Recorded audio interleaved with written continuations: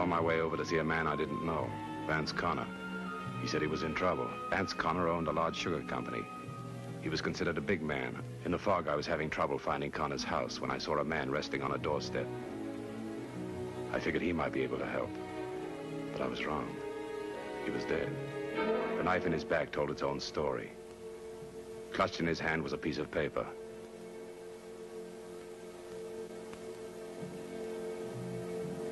On it was printed the name and address of Vance Connor. As I rang the bell, I wondered how Mr. Connor was going to explain murder to me.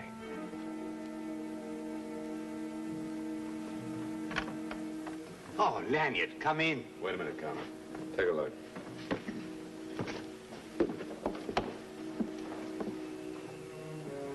What happened? I don't know. I found him on his steps. He's dead.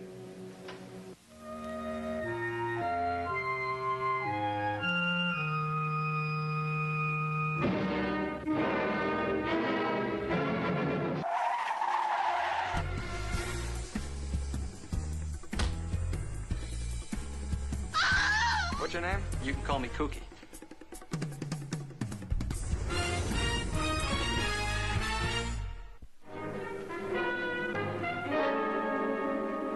Police, please. There's something I think you ought to know. This was in his hand.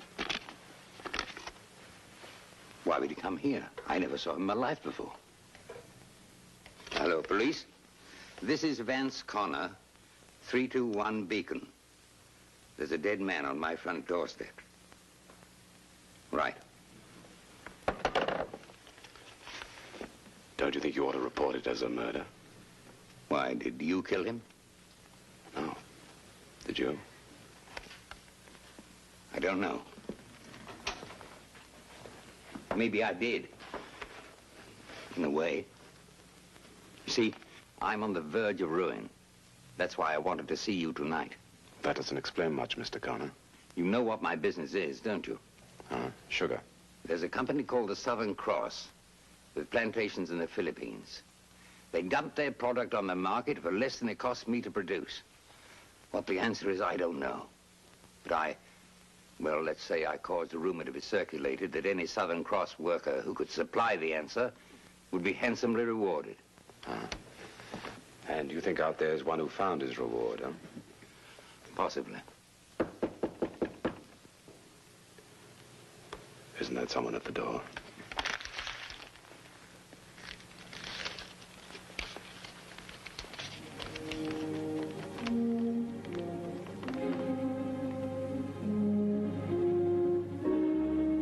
The next day, I was aboard a ship leaving for Manila. Now, there's one thing more I want to tell you. Oh. It's about Angela. Angela? Yes, my stepdaughter. I want to tell you about her because you'll be on the ship together. I raised Angela more like a son than a daughter. I've given her the responsibilities of a man, of a partner, in fact. She's going to Manila for the same reason you are. Oh. You didn't tell me that. Come on. Hello, Dad. So close to sailing time, I gave up expecting you. We were delayed. This is my friend, Michael Lanyard. Hi. He's sailing with you, and I've told him to look out for you. Mr. Lanyard, I'm going to love being looked out for. Well, goodbye. I'll take care of everything while you're away. Bye.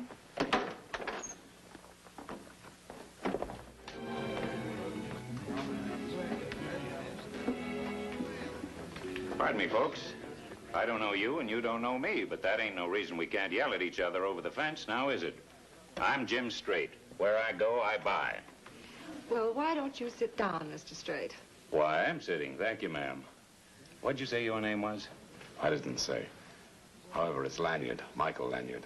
I've been watching you two for a couple of days. Now I'm mighty glad to know you. What'll you and Mrs. Lanyard have? Well, thanks. But this is Miss Angela Connor. Oh, I'm sorry. In my book, you look like a couple of newlyweds. Just shows how wrong a book can be. I don't know what to say. Forget about it, Mr. Straight. Michael, I think we should invite Mr. Straight to be our guest, don't you? I think you're right. Well, this is a business trip for me. Oh, that's nice. I've got an investment outside of Manila that I want to check. Oh, and I guess I used it as kind of an excuse to get away, too. Mm-hmm. Well, investments are always a good excuse to get away. Steward. Can't get over my being so wrong. Thought for sure you were newlyweds. What'll you have, Mr. Straight? I took Angela to her stateroom. I didn't ask any questions. But now I was wondering about someone new, Jim Straight. Good night, Angela. Sleep well, huh?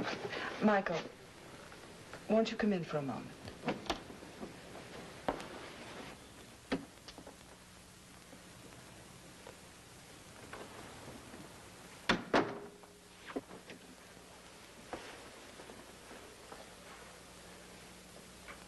Maria. My jewel case, you know the one. Would you bring it? And hang these up. Maybe it isn't important, but I'd like you to take care of something for me while we're on the ship. Oh. If it's jewelry, why don't you leave it with the purser? Well, I would, except I think it might be safer with you. It's nothing, really. But please, don't open it. You don't mind? No, I don't mind. In a way, though, I do mind being taken for a fool. Is that what you think I'm doing? Frankly, Angela, I don't know what to think. Good night.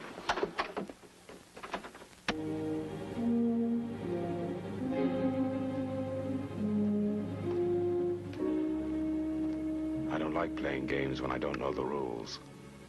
I had a feeling Angela wasn't on the level. I headed for the ship's doctor. She'd asked me not to open the case, but she hadn't asked me not to have it x-rayed. The x-ray picture told its own story. I decided to go back to Angela's stateroom. I remembered her stepfather had tried to explain a murdered man to me. Now I wanted to hear Angela's reason for playing me for a fool. I figured, too, it was time to stop wondering and maybe start putting the pieces together.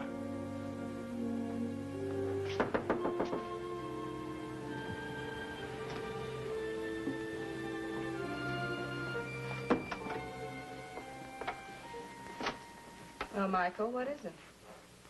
Your, jewel box. You opened it. No. You couldn't open it without a saw or a chisel. The lock's filled with solder. Well, you found that out. Why'd you bring it back? Because there's nothing in it. I had it x-rayed by the ship's doctor.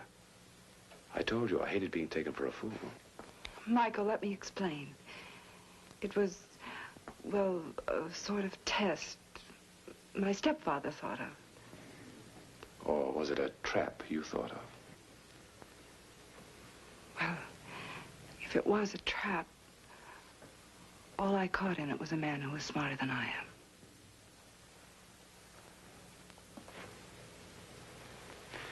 Next time, don't be so obvious, huh?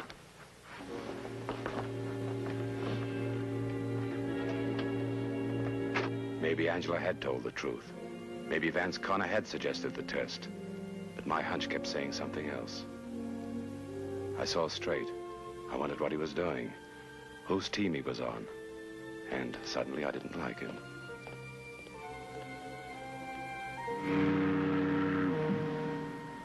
I was glad to be alone for a moment. No Straight, no Angela. I'd given Straight several opportunities to make a move, but so far nothing had happened. I was either wrong about Straight, or he was playing it very smart. And then I heard a muffled gunshot. I started in the direction of the shot. Somebody had been a target. I wondered who. And I recognized it. It was Angela's coat. Now I knew who had been killed and thrown overboard. I made myself two promises. I'd find the person who had murdered her, and I'd get the answer to the low-cost sugar being sold by Southern Cross. I had a feeling that both things were tied together. Well, hello, Michael. For a moment, I didn't believe my eyes. Then I realized that someone had been fooled by Angela's coat. I asked about her maid. Angela said she was out. I told her what had happened, that her maid had been killed by mistake. She was shocked.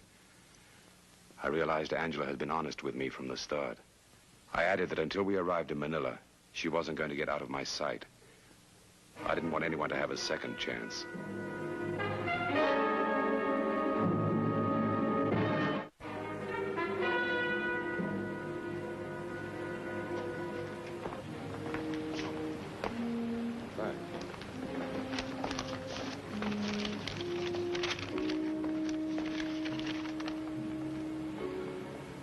It was from Vance Connor. It stated he'd made a deal with Southern Cross. He no longer required me. It was no use to wonder. I decided to find out.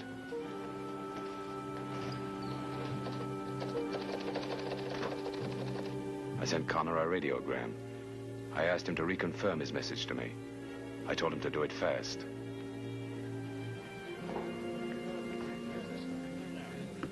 Wish I'd known you played this game. Say, that's a nasty business about Miss Connor's maid. What's her name? Maria. I hear you've been telling around about a shot you thought you heard. I heard a shot. It's funny nobody else did. But if there was a shot, sounds sort of like murder. You know what I'd do? No. I'd look for the gun. You think you'd find it at the bottom of the ocean? Bottom of the ocean? If you'd killed her, isn't that where it would be? Yeah, maybe you're right. On a boat, I guess it's easy to get rid of a gun. Thanks.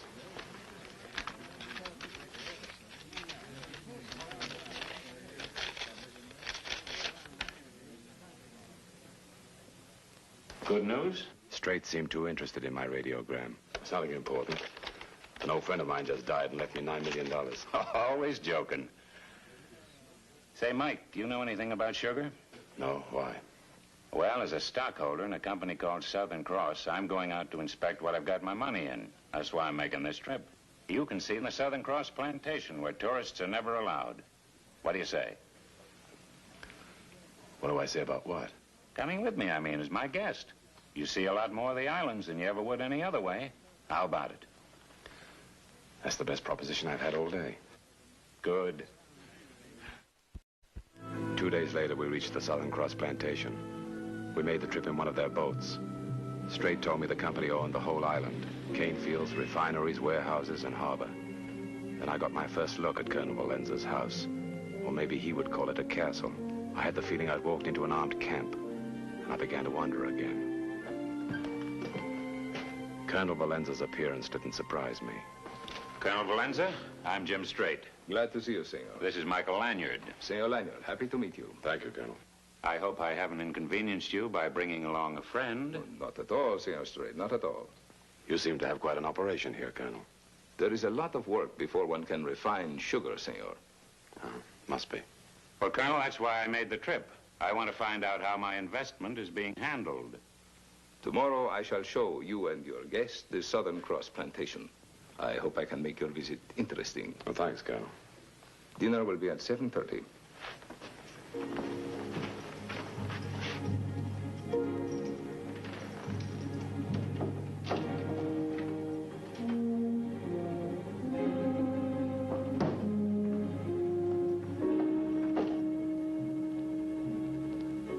The next morning, I decided to look the island over alone. But I wasn't alone. In a way, I was a prisoner. As Valenza started his tour, I began to think. Vance Connor had sent for me. On his doorstep, I'd found a dead man. Connor said he'd be bankrupt unless he could find the answer as to how Southern Cross sold sugar for less than his company could produce it. I thought about Straight. I thought about Angela's maid who'd been killed by mistake. I thought about how worried Angela had been when I told her I'd accepted Straight's invitation. Then I had the feeling that Southern Cross had a plan much bigger than just low-cost sugar. The answer was here on the plantation. Valenza carefully avoided certain roads. We went only where he wanted to go. I saw cane fields, brush, and more cane fields. And I knew what he avoided had to be important. And maybe that was the answer.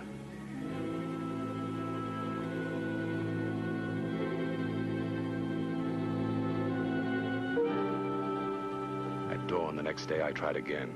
I was lucky. Neither Valenza nor Straight was around. I began to search the areas that Valenza had so carefully avoided.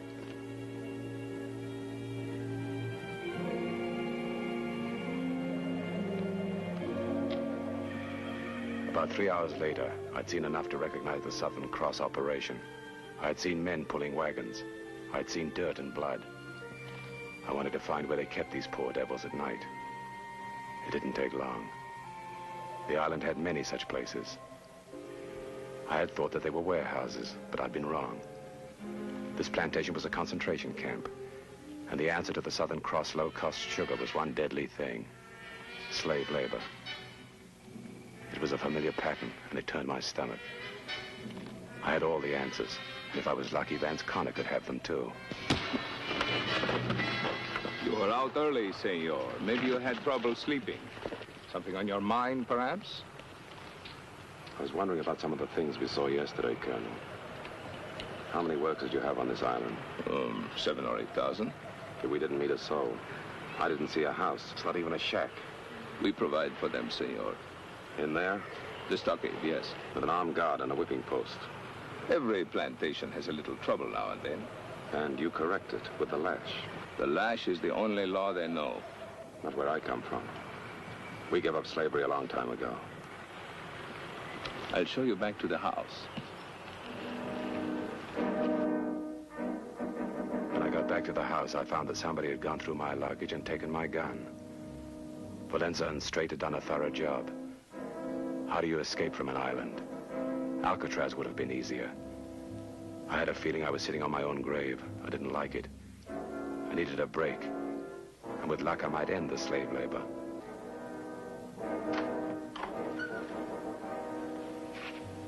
Hello, Michael.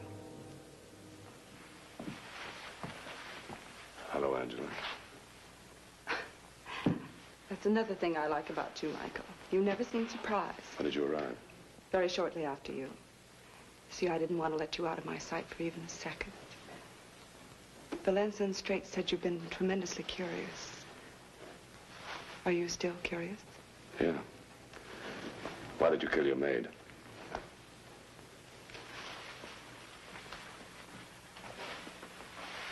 You deserve an answer for that, Michael. She became too inquisitive.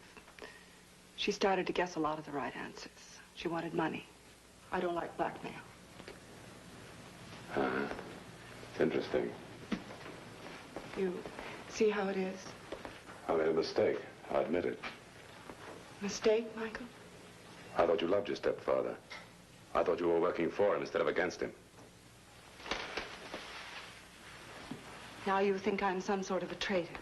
Is that it? I suppose so. A traitor to what? I've hated Vance Connor ever since I can remember. He always said he'd bring me up to be a man. Well, maybe he did. Just man enough to ruin him. Why do you want to? I don't have to tell you, Mike. But I want to. I want you to understand. It's because I have a dream. Today, a small island in the Philippines. Tomorrow, who knows? Who knows? Michael, I have a rather large voice in this operation. I have only to say the word and it would be done.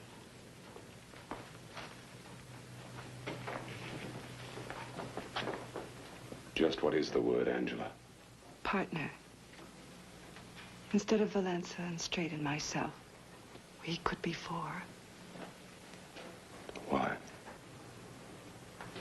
Because of any man I ever met, I could be happy with you.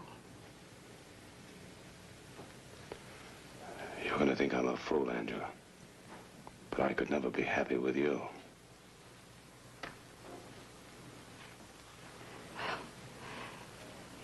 You are a fool.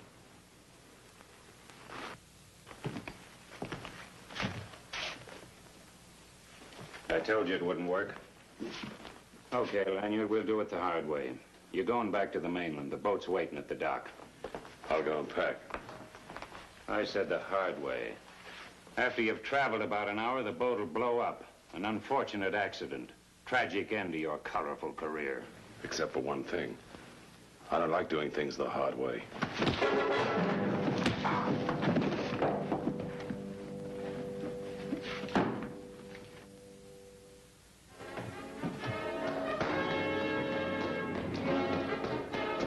It wasn't over yet. I had to stay out of Valenza's hands long enough to reach one of the camps. I knew if I could free a few hundred men, the Southern Cross Empire would fall. I could still hear Angela's words. Today, a small island. Tomorrow, who knows? Vance Connor had raised her like a son. He taught her to compete as a man. He tried to change nature, and the pressure became too great. Something snapped. Angela looked for power and kingdoms. Connor became a symbol of hate, someone she wanted to destroy. Strangely enough, I felt sorry for her. Then I reached one of the filthy camps. I had to move, and move fast.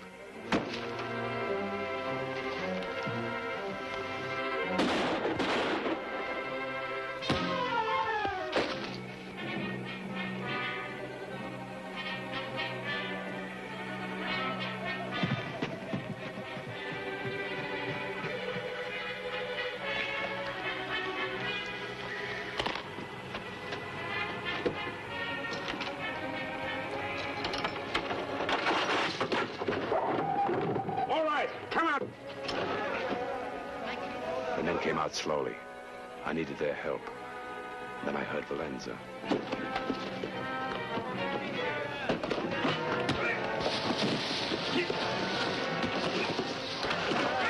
That is all for you, senor.